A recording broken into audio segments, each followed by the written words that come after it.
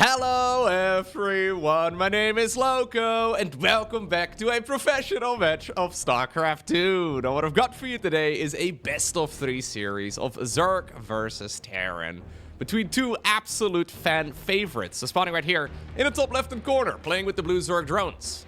Apparently cursed by me, because I've heard, not just from actually viewers, but also from Reynor himself, that whenever I cast series of his, it's always the ones where he loses. It's not intentional. It's... anyways, his opponent, down in the bottom right. Maybe just don't lose. That would be a solution. Playing with the red Terran pieces. We're looking at none other than Cure's main command center. Two of the world's very best players going up against one another. I try to not pay attention to that sort of thing, right? So... it's very easy as a content creator to think about the order in which you upload games. Now, I try to not worry about that all too much, although I do try to spread out the different matchups. It would be a little bit silly if I upload 7 Zerg versus Terrans back to back to back 7 days in a row. Right? I think that would be a little bit dumb. Likewise, I think it'd be a little bit silly if I cast Clem versus MaxPax 4 days in a row. I think that's also not quite optimal, even though they do tend to play against each other like 4 times a week or so.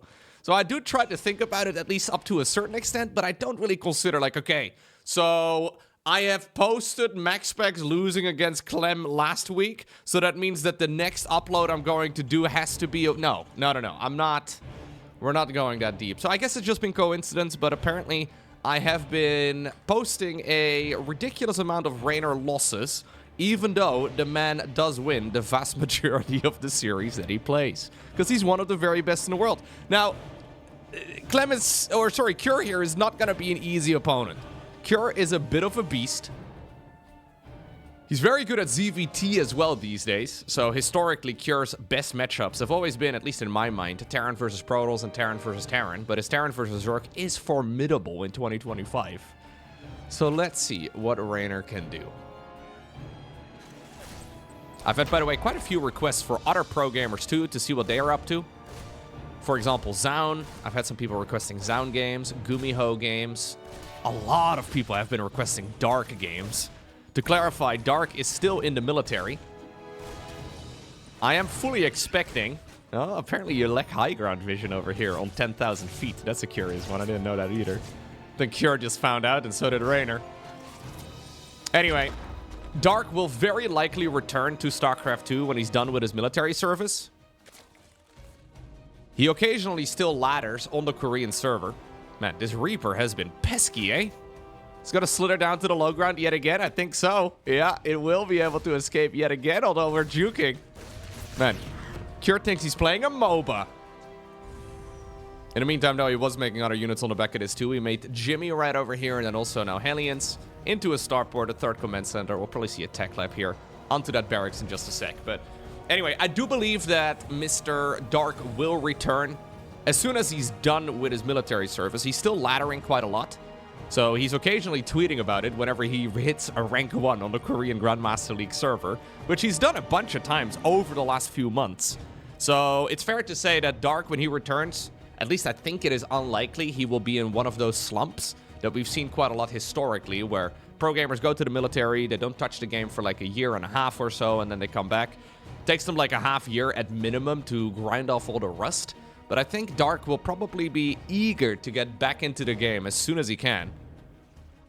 As long as you sort of keep up to date with the meta and you play a bunch of games here and there, I'm sure your skills will digress just a little bit or regress a little bit, but not too big of a deal, I think, in Dark's case. Anyway, only time will tell. It's going to be a very quick benchy speed upgrade right here for Cure. Terrans have been loving that upgrade more and more as of late. Very quick Spire here for Reynor, though. So Reynor has skipped out the Roach Warren, he has skipped out the Baneling Nest, and he has gone straight into a very fast Spire with a delayed 3rd. So he's spreading some creep around. I'm sure that this is something that Cure has picked up on. So seeing the timing of the 3rd hatchery over here will be a big giveaway for Cure. That's something a little bit odd at the very least is going on. I mean, the Reaper micro was good, but I don't think it was good enough to delay the base for that long. Sometimes you kind of yeah, shoot yourself in the foot there as a Terran player, where like you try to delay the opponent's third base for so long that you actually succeed, and then you delay it for a very long time, and now you have to think, okay, snap, what are they gonna be doing on 2 bases? Because usually on 3 bases, Zerg is quite predictable, but on 2, it can be quite difficult to, yeah, really think about what's gonna be happening next. So it's gonna be good old Mutas here. Now, I do believe that that is going to be problematic for these Banshees, but for now, at the very least, they get to roam. 7 Mutas immediately fire up. Okay.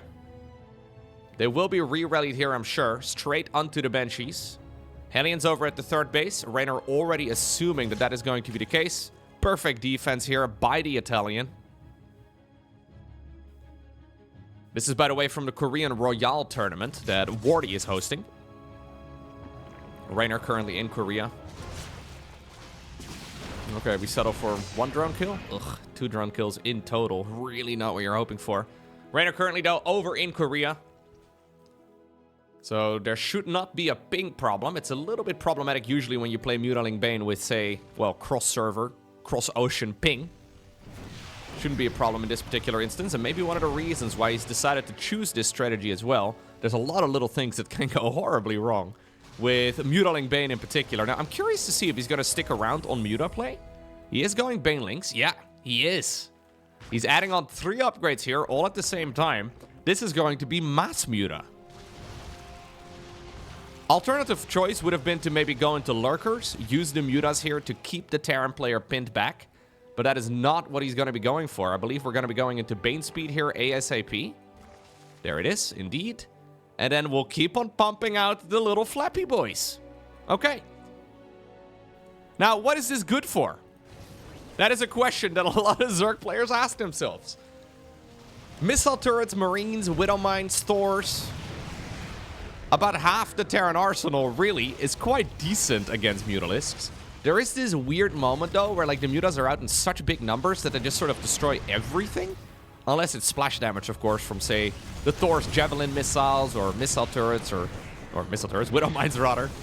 There's a couple of things that can still be problematic, but Reynor is apparently going to try and give it a shot. Usually it's Mutaling Bane into Ultralisks, but it's relatively unexplored territory for StarCraft 2 in 2025. Mutas are fast, though, right? Even faster than those speedy Banshees. So he's already killed 11 workers here, which is not bad at all, and he can still be home in time as well for base defense. Speaking of the base, though, this expansion in the top right is gone. Reynor giving up on it, probably due to the fact that he does not have Zergling speed, Baneling speed, rather, done. Difficult to really defend off creep as it is. Pretty much impossible against stimped Marines on creep without Baneling speed. So, let's see. Second factory coming up here for Cure. I'm expecting a 4th command center. I gotta say, though, the SCV losses here have been very significant. 19 of them for only a single Mutalisk so far. That is honestly not bad. Burrow coming up on the back of this as well for Reynor. I think he's actually survived the scariest part of the game. Usually, those timings, right before Baneling speed is done and before all of those important upgrades kick in, especially with the Muta-based openers, those are quite fickle, but I think he's okay now. Then again, though, Cure still has a massive army, and the creep spread has certainly not been taking a front seat. Seems like there are enough Mutas now to potentially go after the missile turret, although it's going to be a little bit pricey. A lot of SCVs with a good surround. In the meantime, here's that Terran attack. He's baiting the Zerg player off creep. And this is yet again a pretty good attack here from Cure. Muta number still not big enough to go after the turrets. Banelings are dodged as well. Cure looking like an absolute beast. I thought that the scariest part of this early game was over, but Cure has clearly got some really nice attacks lined up. Reinforcing Banelings show up as well, though. Transfusions onto the hatchery to keep it alive. And now the Mutas are back home. Gets one of the siege tanks down. A couple of the Mutas do pay the price. He wants to pull the trigger, though, before the hatchery falls. Stimpak gets activated on all of the units. He immediately backs up once more. Reynor is dancing for the hatchery. Reinforcing units, though, get picked up by the Mutas. Man, that base is so incredibly low. Do we still commit off creep? Looks like Cure may have just been a little bit distracted. Reynor once more yo-yos his army out of there. The Muta numbers, though, have been thinned out quite a bit. Okay. Almost a disaster. Now with the tank unsieging. Nice snatch by Cure. Zerg, though, does stabilize yet again. It's actually only been 5 dead Mutalisks. I thought it would have been a little bit more. Still, very effective push altogether for Cure. He got a lot of damage done. He kept the Zerg player on their toes, and in the meantime, he did expand behind it. He's got 2-2, just seconds away from finishing. He's made the transition here towards Widow Mines. He's getting a Thor out. All of this is excellent against this type of Zerg army. And there's one really big bottleneck here for Reynor, and that is the fact that he does not have a hive. So, no Infestation Pit, no hive. That means no 3-3. So he's getting the +2 air weapon. Yeah, now the Infestation Pit starts up. But this means that Cure is going to be able to go straight into 3-3, which I would love to see start up immediately here. He should find himself with a very... There we go. Beautiful. He should find himself with quite literally minutes, where he's going to be 2 upgrades ahead of the opponent. And that creates some real pushing potential. Widow Mines! Widow Mines! Woo! Reynor with the very fast split. Widow Mines hiding behind the line of sight of the Vespian Gas Geyser. Reynor, of course, known as one of the fastest players in the entire game. Maybe we can do a little bit of first-person view. Selection in the bottom right-hand corner should give you an indication of what he is roughly trying to do at this point.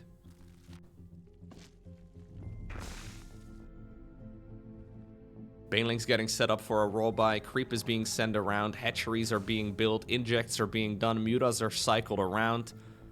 There's spotter units out on the map all over the place. Burrowed Banelings as well.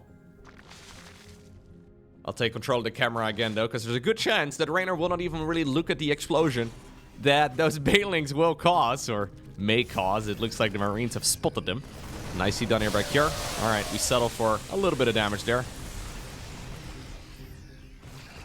Losing those Marines, not ideal, but Cure still traded minerals there for gas, and I don't think he can really be too upset about it. Man, imagine if that little Zergling was a Baneling instead.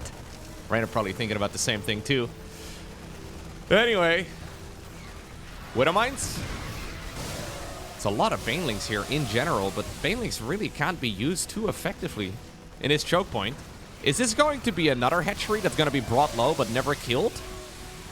I think so. Mutas are now moving in, since obviously the Widow Mines have been triggered already. Plenty of Mutalisks up in the air to shut everything down, even though those are technically units that counter them. Marines though, getting some good damage done. Banelings going in around the side. The reason for some of the sloppy control is because there are more engagements going on all over the map. Cure scans there to see if there's any burrowed workers underground.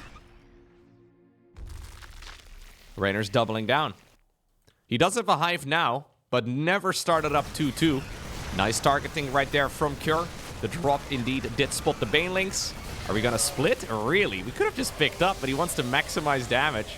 Fair enough, 11 drones go down, and it looks like maybe the best defense is indeed the offense yet again. There was a lot of pressure in this section of the map, and apparently the Mutalisks decided to go back home. But look, 3-3 starts up right now for Reynor. S3-3 is done for Cure. This is a really big opportunity for the Terran. Still though, the numbers may just be favoring the Zerg. The Swarm is still mighty.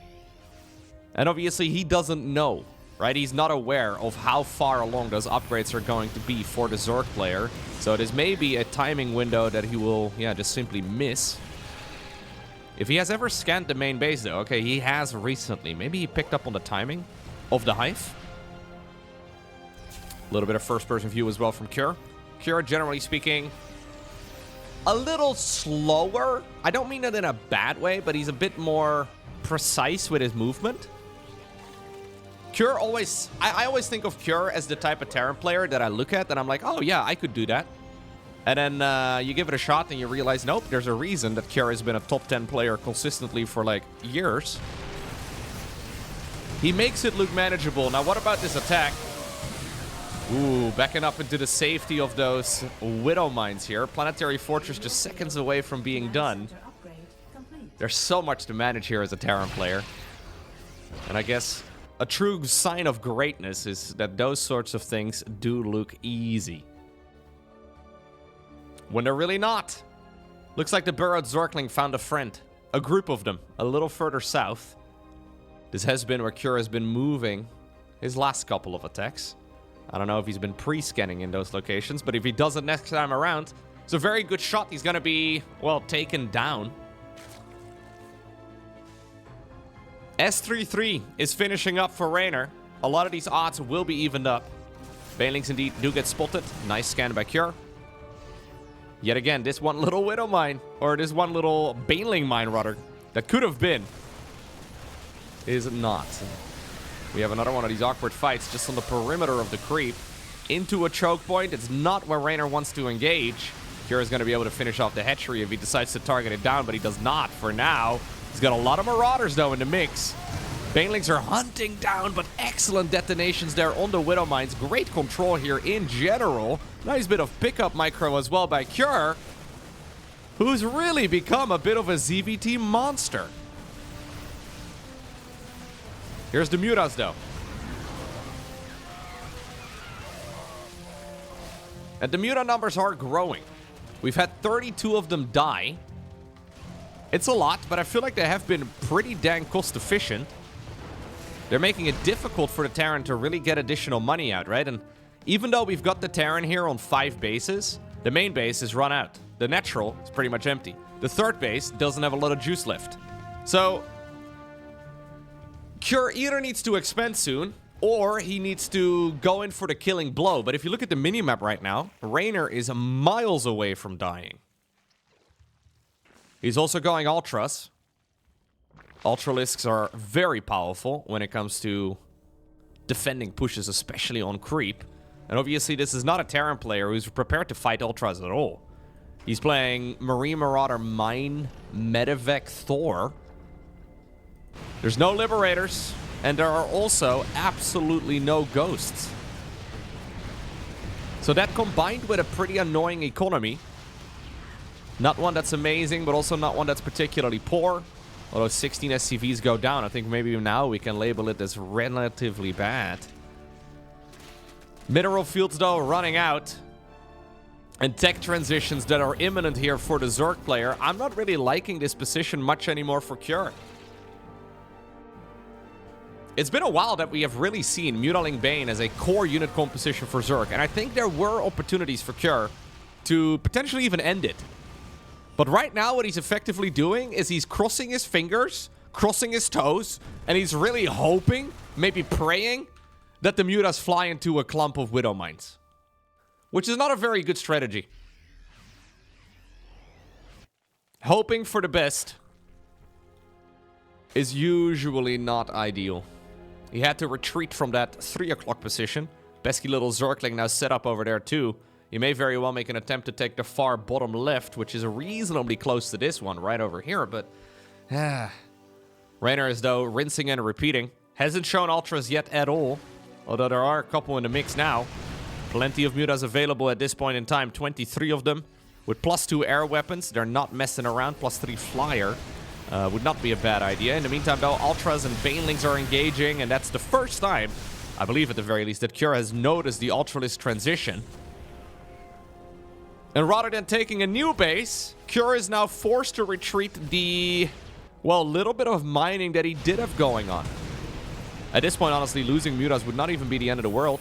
That would open up more supply for more Ultras and more Zerglings. Still, though, Reynor's not just gonna give him up. It's not like he's got a massive bank either. The last few times I've actually seen a Reynor play, he seems to be very allergic to taking the additional gases. Very keen to just have a very, at least in my mind, lopsided income. Who did he play against recently? Oh, I think it was Ryung. I casted a series of Reynor going up against Ryung, if I'm not mistaken. Where Reynor had an insane amount of minerals in the bank, but basically no gas. Considering he's doing it now again, and he did it then a few times back-to-back as well. I think it may be intentional, although it feels a little bit weird. Nice defense here by Cure, making the best of it, but yeah, he taps out despite winning the fight because he just doesn't have enough stuff to hold on for the remainder of the match. And that means that Reynor wins game number 1.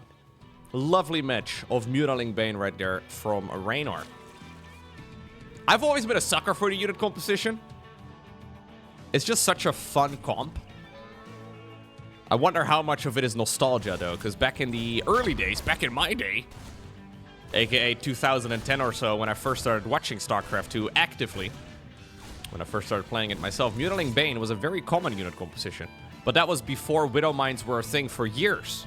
So it makes the entire unit work a little bit differently, and the entire meta, of course, was also very, very different at the time. But Mutaling Bane has always been one of my personal favorite unit compositions. And it's nice that it's not very common at the moment, I would say, but it's poking its head in every once in a while. So the big changes with the most recent patch, I would say actually the most significant change, is not the cost reduction of the Spire, nor the build time reduction of the Spire, but the plus 5 HP to the Baneling. Although the Spire changes obviously help. Raynor's got something fishy in mind for this one, though. What in the world is this, Reynor? So it's yet again a delayed third, but in favor of a fast +1 carapace. We'll have to keep an eye out on this Zerg, because he's doing something weird, and he may have very well come up with a new all-in or a new strategy of some sort. Great scout here, by the way, from Cure. Yeah, the Reaper dies, but it already told all of the intel back to the motherland. And what is going on here? Well, it's a triple command center, Hellion Banshee opener. Okay. Second Evo chamber starts up already. Wait, what's this? Okay, I thought maybe it's gonna be like a Roach Bush. Obviously, all the ground-based units, so Roach Ravager, Ling Bane, right? Like, all of them benefit from carapace research. So I thought maybe some sort of weird all-in timing. But I guess we're just gonna go double upgrades. Yeah, I think maybe there was originally the plan of a weird all-in timing, but then upon the Evo chamber being scouted, I guess Reynor decided to switch it out a little bit. Now he's just gonna get a very quick +1 armor, but no real opportunity to go into a quick +2. Now, of course, Cure doesn't know what's researching in that Evo chamber. If you could see it was +1 melee, +1 missile, +1 carapace, maybe that would change his direction a little bit. But what's really good about this push, or rather this build here from Cure, is that it's good against everything. So Hellion Banshee is not really bad against anything in particular. It's the same with the timing of the third command center. It may seem greedy, but through years of practice, ooh, it's mech. Through years of practice, Terran players have figured out how to approach this type of early game exactly, and they've come to the conclusion that in pretty much all circumstances, triple command center is going to be safe. Now, this is a Terran mech opener. Double armory on the back of this already. We don't usually see that. We used to see it in the previous patch. One of the main reasons was that the Cyclone was bugged, but they have fixed the Cyclone, and they haven't really buffed any of the other relevant mechanical units, have they? Maybe Cure, though, reading this as like a slow game. He moves in right now with the Banshees on the right side of the map. Maybe reading this as a slower game because of the Evo chamber. He's decided that he has been given all the time in the world to play good old Battle Mech. Okay. So yet again, Hyperflight Rotors first. Not going to be full Battle Mech, though, with continued Banshee production too. Factories 4 and 5 start up. I don't think you can kill that fourth. That's not going to happen. Single Infestor coming up. So Reynor really just leaning right now into an extremely fast Hive. So this started off, I think this is an Ultralisk rush. I mean, maybe I overused the word rush, but this is like a rush. Normal timing of this Hive is usually at least a minute and a half later. Reynor is going to finish up the Hive by like minute 7. That's extremely quick. Plus, he's gonna have extremely fast armor as well for, well, any potential ultras. Hellbat's trying their best, though, just to be a nuisance. Banshee's now also moving back in to nibble away at that newly made base. Do you really want to play ultras against Terran mech, though? This is a weird build here from Reynor. Fungal is pretty nice. God. That was costly. Both players mostly just losing minerals, I suppose. In the meantime, a new group of Blue Flame Helvets has shown up at the top of the map. Is Reynor gonna die to like 20 Helvets? Because this is an absolute disaster. Is he gonna kill the base? No, it doesn't look like it. There's the Ultra Cavern. Banshee's going back in, by the way, just to be a nuisance. Yeah, Reynor's falling apart to about 20 Hellions, which is really weird. Because Hellions are such a common unit, and usually there's a good reason why you don't go past 8. But it's because he skipped out the Roachworn. Microbial Shroud and an Ultra Cavern? Okay. Whoa, look at that Cyclone. Too cool to be looking forward while he's driving. He's in full reverse. Yeah, this is a game where Reynor has decided to just wing it and hope for the best. I think he had different plans altogether, got busted, decided to switch it out, play very greedy, got busted for that too. And now we're just trying to make the best of a bad situation. And you know what? Sometimes experimentation will lead to some very nice results. Yeah, we're going Infestor, Ultralisk, Viper, Ling. But no Banelings, no Roachworn. Very quick +2 armor. Now leading into a very quick +3 armor as well. But no +3 melee because he can't really afford it. Cure is just making Hellions and Cyclones here. That's really all he's doing. The funny part about this Terran push is that it's not even really an attack. It's mostly just some dedicated pressure. You know it's becoming weird when you're abducting Vikings that can just fly away because the Queen's DPS is not high enough. This is just a little bit of pushing potential from Cure while he's increasing his tech, while he's getting more upgrades, while he's getting additional command centers out. So Cure is not really... He's not even really seriously pushing yet. Usually that happens when Terrans make the transition towards siege tanks and all the rest of it. But you know what? Sometimes you will find yourself in a spot where maybe you can just go and win the game.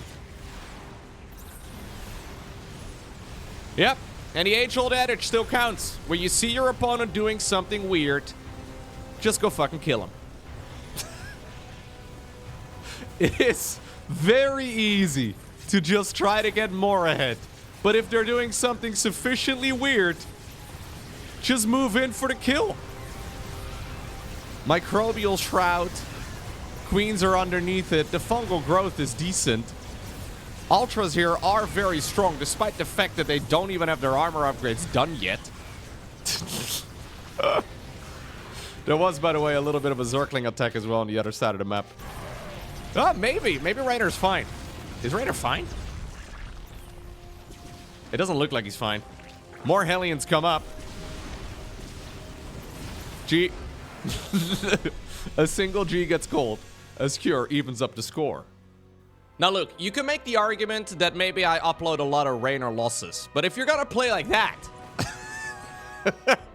that is hardly on me. I like the experimentation. I'm just not sure that doing it in the middle of a tournament is the right time to do so.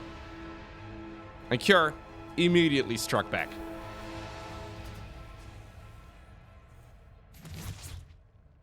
It was one of those lovely games, right? You know when you play a game of StarCraft 2 and you accidentally win? I mean, maybe that's...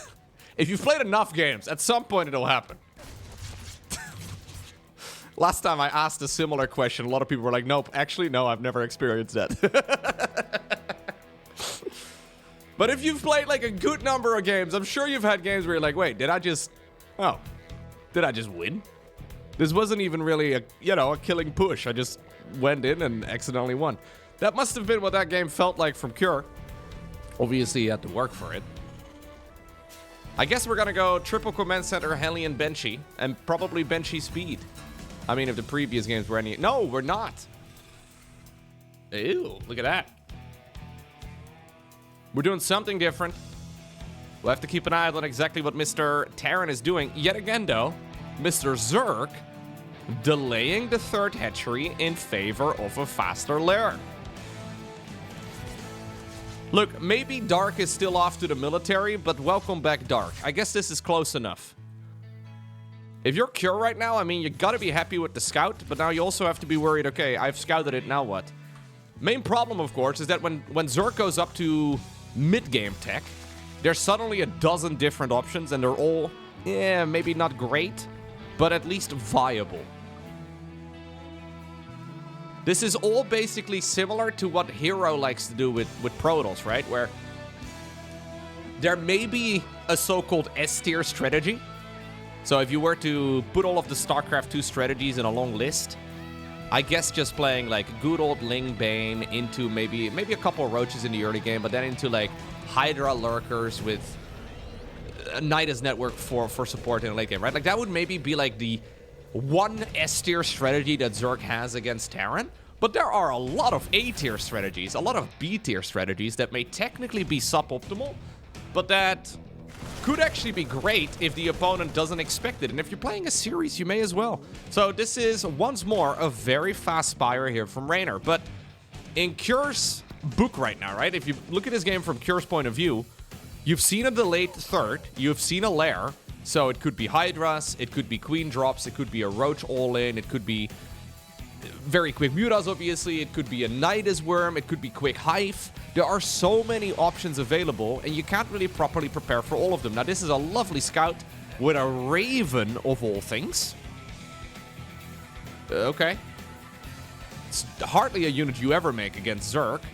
Very common in TVT, reasonably common in TVP. In TVZ, a little bit weird.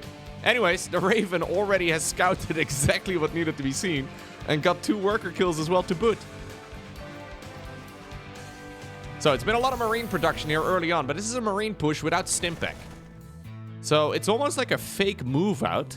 Cure definitely does not have the option to go deep onto creep.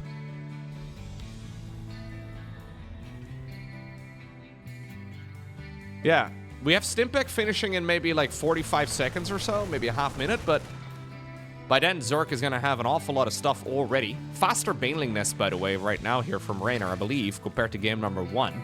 It is just going to be Mutaling Bane yet again. So we're going back to what worked in game 1. Although this may be a more aggressive variant of it. All of the timings here are a little bit different. Eco-wise, Reynor is at a slightly smaller amount. But yet again, Cure is going to be defending here for a while to come. I love the little forward supply depot.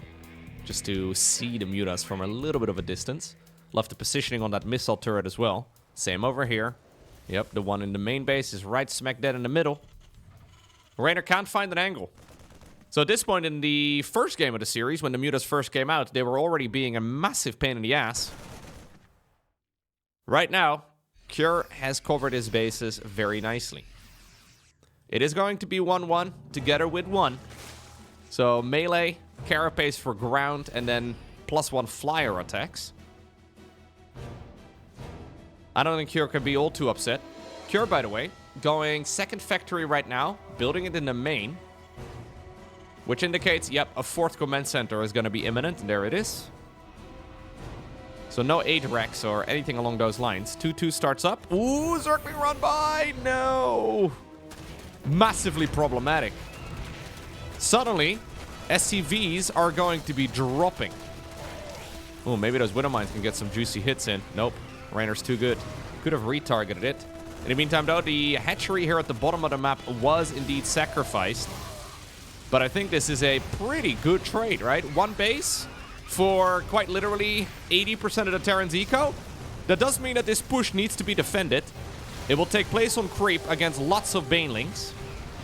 Baneling Nest, though, does go down, so that'll be the end of it. Looks like Reynor may just go home with some of the units. Orbital Command dies. Okay, Cure is all in. But there's no way. Nah. There's no way he's got enough stuff here to deal with this sort of thing. Reynor's not even bothering sending the units back. No council on the 4th base either. Cure is suddenly falling apart. Now, he effectively needs to now win the game with this army. And I find it highly unlikely that maybe 20 or so Marines are going to win the game.